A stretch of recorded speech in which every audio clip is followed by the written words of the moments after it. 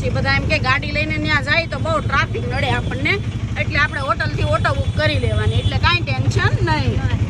કેમ બા? હા ને શોખ પૂરો થઈ જાય. મારી દક્ષને મજા આવે છે. આ છે દ્વારકાધીશના મંદિરમાં જવા માટેની 56 સીડી. જે સીડી ચડીને આપણે જવાનું છે દર્શન કરવા, પણ ત્યાં ફોન નથી લઈ જવા દેતા, એટલે ફોન આપણે નીચે જમા કરાવી દેવાનો છે. અને હવે અમે દર્શન કરવા જઈએ છીએ. અત્યારે આઉટ સિઝન છે એટલે એટલું બધું પબ્લિક પણ નથી, એટલે દર્શન મસ્ત શાંતિથી થયા છે.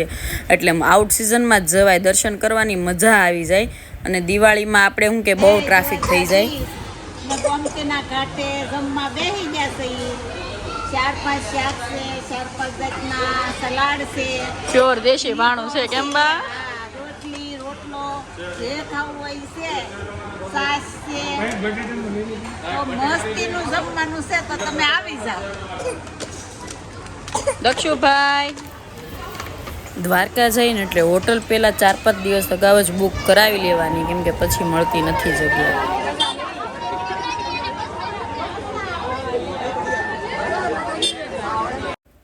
હવે દ્વારકાધીશના મંદિરના દર્શન કરીને હવે અમે આવી ગયા છીએ નાગેશ્વર મહાદેવના દર્શન કરવા માટે.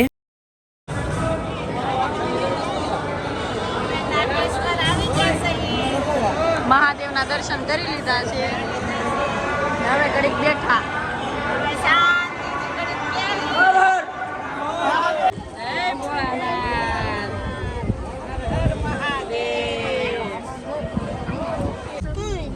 તો હવે આપણે જઈએ છીએ બેટ દ્વારકા. ત્યાં પણ કૃષ્ણ ભગવાનનું મંદિર જ છે, અને દ્વારકા આવી એટલે બેટ દ્વારકા ન આવી એવું તો બને જ નહીં. તો ચાલો તમે પણ.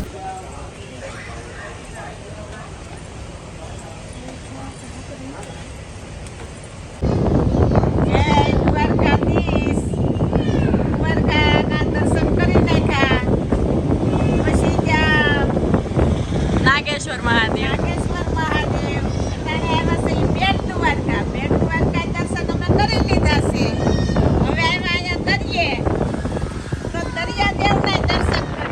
પવન મસ્ત આવે છે. કેમ બા? મસ્ત ઠંડો આવે છે. એમ થાય કે આઈને આપણે રહી જઈએ, રોકાઈ જઈએ એવો.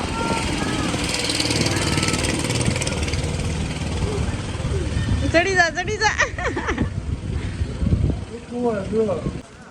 હવે અમે આવી ગયા છીએ શિવરાજપુર બીજ ઉપર, તો હવે ત્યાં ફરશું બધે, દરિયાની મોજ માણવા. કેમ બા? મોજ માણવા. હવે આપણે મસ્ત નજારો છે, પવન મસ્ત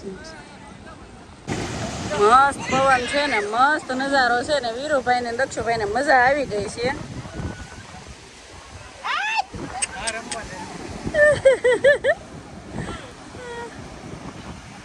આંખો વયો જાહે.